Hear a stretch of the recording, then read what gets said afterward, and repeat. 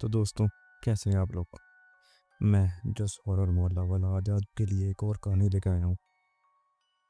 ये मेरी first long कहानी है क्योंकि इससे पहले हमेशा मैंने शॉर्ट कहानियाँ डाली हैं जो कि 1 से 2 मिनट की रही हैं। बट आई थॉट मेरे पास ऐसे ऐसे कुछ रियल इंसिडेंट हैं जो मेरे कुछ अपने दोस्तों, अपने रिश्तेदारों या फिर मेरे अपने साथ भी हुए हैं। क्योंकि मेरा पूरा बचपन कुछ ऐसी हॉन्टेड चीज़ें, और इवन मेरे नाना का घर था जो वो भी हॉन्टेड था। That was haunted by a entity which was so much aggressive and so much strong that no one was able to put this and put that entity out of that house, और and में मेरे नाना को वो घर छोड़ना ही पड़ा। तो ऐसी बहुत सारी कहानियाँ मेरे पास, तो जिसकी वजह से मेरा हॉरर में इंटरेस्ट बना रहा हो। आज मैं आपके सामने अपनी एक बहुत क्लोज फ्रेंड श्रेया, जो कि कानपुर में रहती है, श्रेया के बारे में अगर मैं बताऊं तो श्रेया एक हॉस्टल में पढ़ने वाली लड़की है। एक्चुअली हॉस्टल में नहीं कह सकते, but that was a room where she used to live. और वो लड़की अकेली उस रूम में रहती थी। और कुछ ये करीब 4 साल पुरानी बात होगी, क्योंकि श्रेया इस टाइम 21 से 22 साल की है। तो उस टाइम वो कुछ 18-19 साल की रही होगी और नया नई वो उस हॉस्टल में गई थी।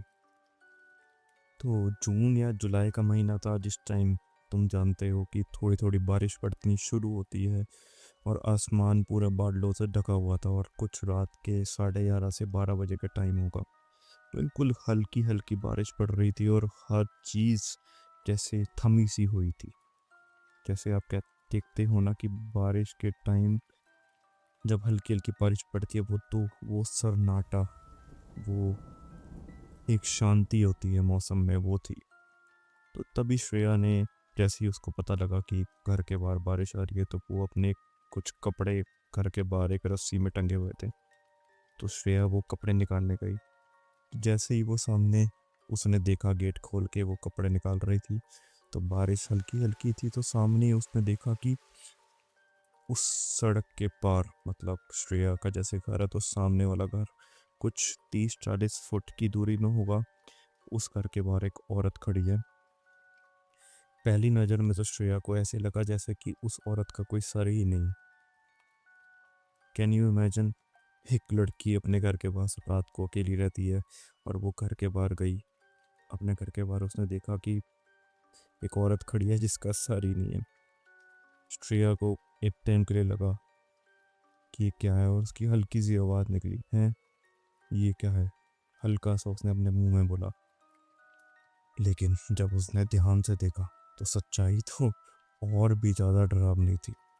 वो औरत का सिर पूरी तरह से पीछे की तरफ झुका हुआ था, जैसे उसकी गर्दन टूट चुकी हो। उसका मुंह खुला हुआ था और ऊपर आसमान की तरफ एक ही नज़र से देख रही थी। पहले तो श्रेया को लगा शायद वो बारिश को देख रही है, पर वो औरत कुछ और देख रही थी आसमान में।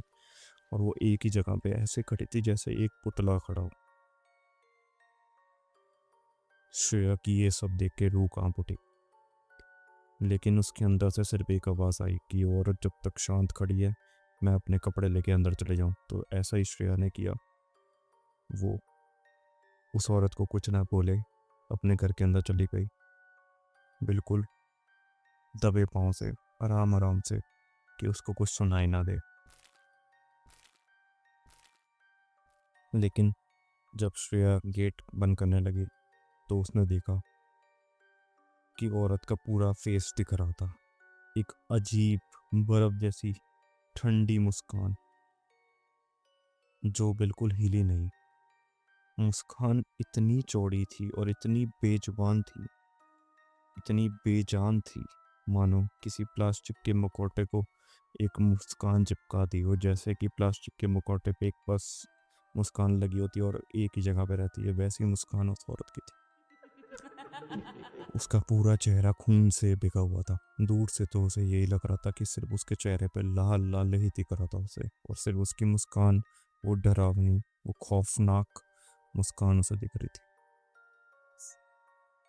जैसे कि उसने या उसको किसी ने मारा हो, किसी ने कुछ तेज हथियार से मारा हो।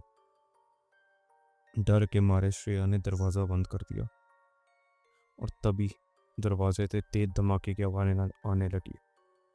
धक धक धक धक।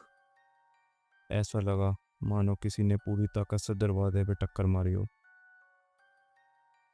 श्रेया जमीन पर गिर पड़ी। उसके हाथ में जो भी कपड़े थे वो सब गिर पड़े। श्रेया को एक समय के लिए तो ऐसा लगा कि उसका दिल धक धक करते इतना तेज हो गया था। उसका अंदर से उसकी ऐसी रूह काम गई थी, उसे लगा कि शायद उसका दिल छाती फाड़ के बाहर आ जाएगा। वो इतना ज़्यादा डर गई थी। वहाँ पे कुछ बेहोश ही होने वाली थी कि उस अचानक उसने अपनी आंखें खोली तो देखा कि लाइट फ्लिकर कर रही थी। अगर मैं बोलूँ तो लाइट ऑन ऑफ कर रही थी, जो एक बहुत ज़्यादा हॉन्टिंग की पहचान होती है कि अगर कोई भी हॉन्टेड एंटिटी आपके करीब आती है तो लाइट फ्लिकर करने के बहुत ज़्यादा चांसेस होते हैं, स्पेशली जब वो एंटिटी एक इनह्यूमन या फिर कहें कि डेविल की एंटिटी होती है। थोड़ी देर बाद, मुश्किल से 5-7 मिनट बाद, वो लाइट फ्लिकरिंग होनी बंद हुई तो श्रेया ने हिम्मत करी कि मैं खड़ी हूँ और देखूं कि औरत बाहर अभी भी खड़ी है या नहीं खड़ी। जैसे ही श्रेया खिड़की की ओर गई, उसने देखा कि वो औरत खिड़की के पास आके खड़ी हो गई थी।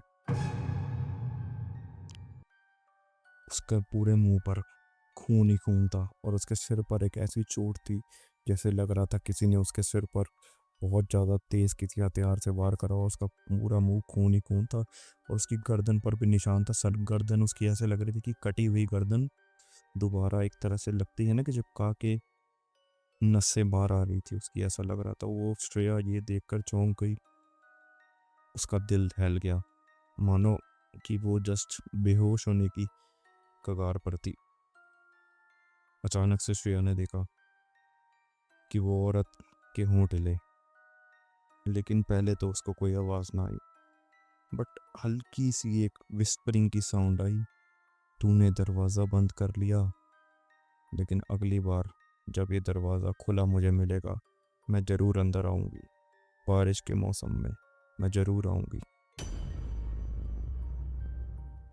तभी अचानक से बिजली चमकी और वो औरत वहाँ से गायब हो गई।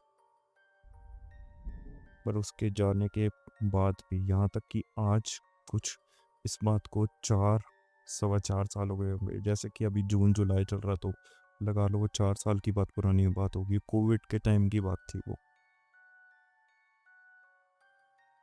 तो श्रेया को ऐसे लगा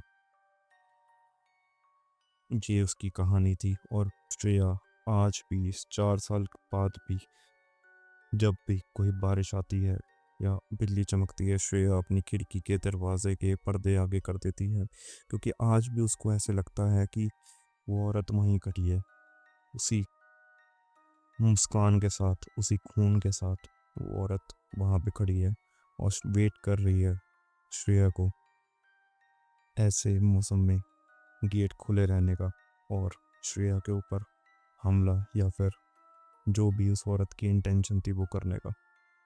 तो दोस्तों, ये स्टोरी आपको कैसी लगी कमेंट्स में ज़रूर बताएं और हमारे चैनल को सब्सक्राइब करें। ये स्टोरी आपको अच्छी लगी तो मेरी स्टोरी को लाइक करें, कमेंट करें और ऐसी ही खौफनाक दिल दिला देने वाली कहानियों और सच्ची घटनाओं के लिए इस चैनल को सब्सक्राइब करें। तब तक के लिए मैं जस्ट हॉरर मोहल्ला वाला गुड बाय बोलता हूँ।